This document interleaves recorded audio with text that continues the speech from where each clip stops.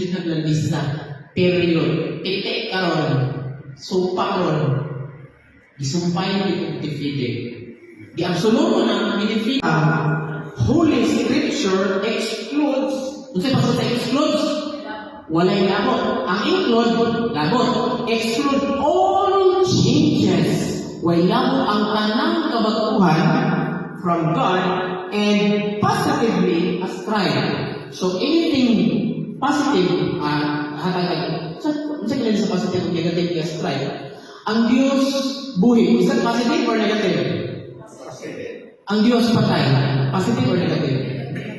Kung sa resulting, sa dogma, positively. Kunya, Padre, nga hindi mo discuss ang basis dogma kaya hindi ka mo gusto nag-ICDF. Manamay mas dogma.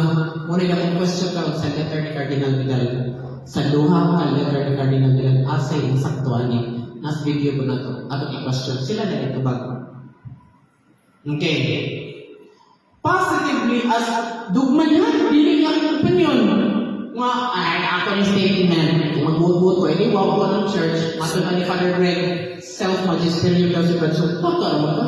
Kung angkon mo na si Bradshaw na self-magisterium, sa mangundang yun, inahaya ko yung Bradshaw na sa magisterium ka man, di wow. Wow, pero sa inyo ni Father Greg? Is that, diba?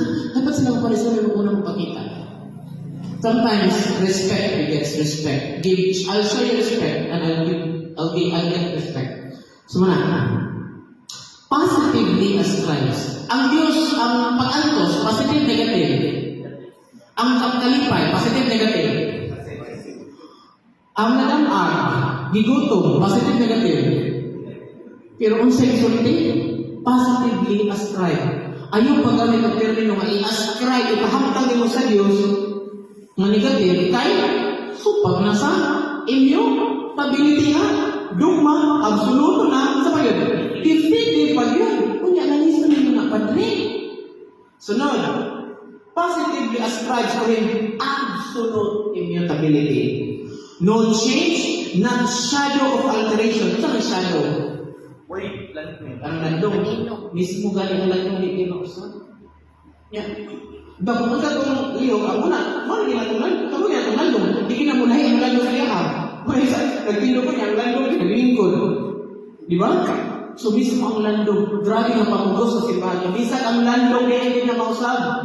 May kami nung tali mausap. Landong ka, siguro na doon, naglalata niya itong landong na itong magkambak. Di ka kamadagan. Sige, ina na ang pangusok sa simbahan ba? Kaysa nagdeklara niya, CBCP or Magisterium? Magisterium. Mag-iskutan Magisterium pinatinukan na ha. Ang CBCP Pilipinas na ha. Dili na CBCP sa Amerika. Catholic Bishops Conference of the Philippines. Yun na.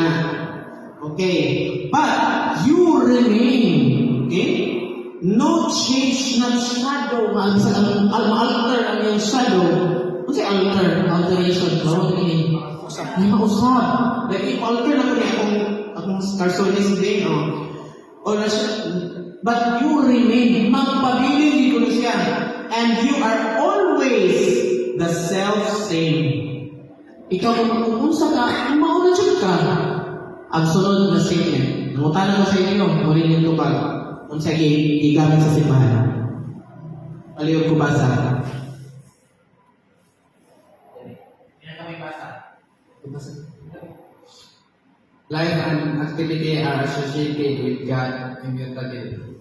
Ang kinabuhi, life, o ang ipagliyong-liyong niya, kinabuhi o activity associated, connected, appeal sa immutability. Ang pangutana, ang kalampatay, life na hindi. Pangutana ka nila. Patay naman. Ang life, patay o buhi? Obvious ba? Kung sa'yo yung sa patay, dead. Kung sa'yo po sa dead, life. Kung sa'yo sa dugma, for God, for Diyos, for Santo. Life and activity is associated with God's immutability. Ano, Council of Trent, na sa'yo dahil? Kayo yun sila mas strictest with God dahil? E nga naman, don't forget, naihimo ang Council of Trent prior na dating ibasa o ni Father David Gano, nadugay mo na ito ng binasa. Di propose